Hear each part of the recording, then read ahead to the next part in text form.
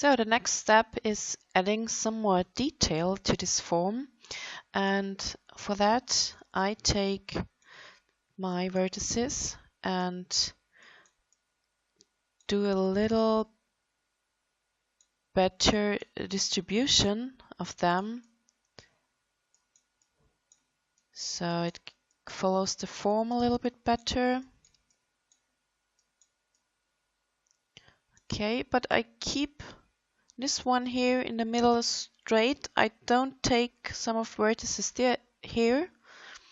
So I check here in this view. What I need is some more edge loops. So I go to Mesh Tools, Insert Edge Loop, and just take an edge loop here and see what happens. Okay. So the form here is quite fine. Yeah, but here and here it's way too much of rounding. And I don't want that to be that round. So I'll do the following thing. Actually, I delete these two edge loops, and with the multi-cut tool I cut from here to here and from here to here. See what happens? It's so much better. But this kind of geometry here now isn't quite nice. So I also pull a vertex line. So just stop it here. Give it here another one. And I delete these corners because that's not a nice geometry when I have two triangles next to each other. So now it's quite sharp here, but in the modeling process we will check afterwards when we have thickness what happens with the smoothing, and then I will take more time on this area. Here in this part I will check my vertices, also move them a little bit, not too much, and never take these, leave them, because we need this for perfect round smoothing. So I think the rest is fine. I'm happy with it. Now when we have this geometry, I will do the thickness, and for that I'll take the whole vertices, go to my extrude and push it just a little bit. You see the difference when I do the pushing to the right side, my geometry gets black, and when I push it to the left side, it's gray. When your geometry is getting black, it means that you push the inside of the geometry to the outside. Every face has a front and a back side, and when you see the geometry is black, then you just turn the inside to the outside. Okay, that's not so nice.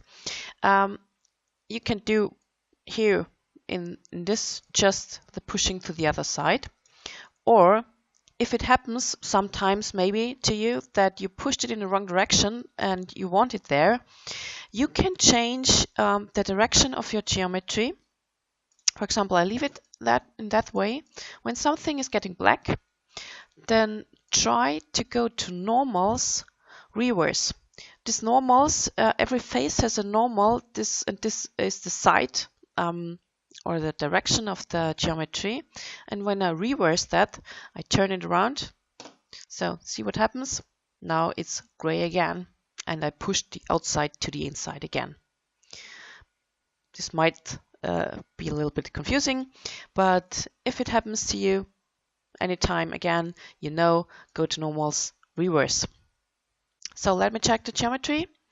Okay, see, it's getting very round here and way too sharp here. So because of the thickness, I will add some more edge loops, insert edge loops. I need one here. So now it isn't rounding in that way. And for that corner, I won't take an edge loop. I just delete this one and I do it manually with this multi-cut tool. When I just go, whoops,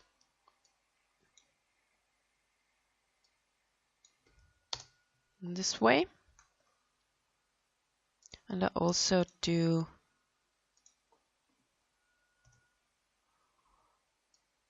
cutting edge loop here, because I will need this later and it will help me.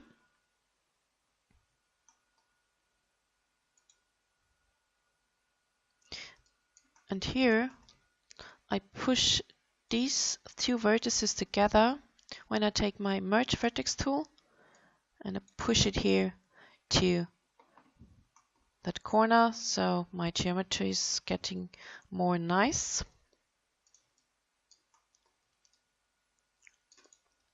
And another way to insert edge loops, because I need another one here.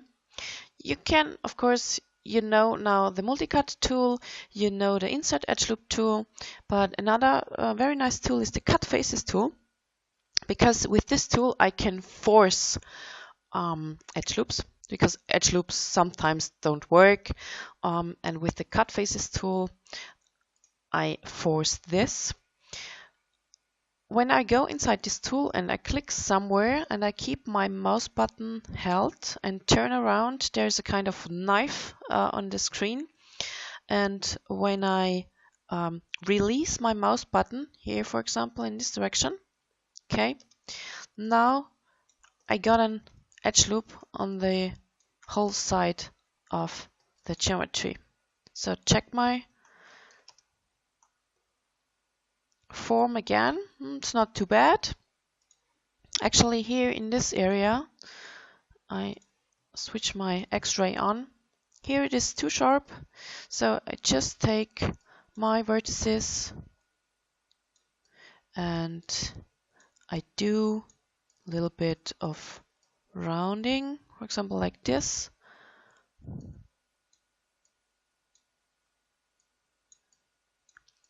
Okay.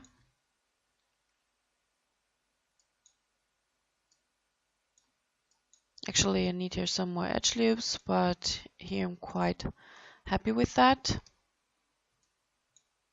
So go back to the other view.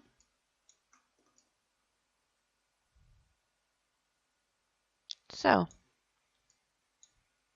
first side of the tape is finished. What I do next, I guess, the inner part, but I want to save it first time.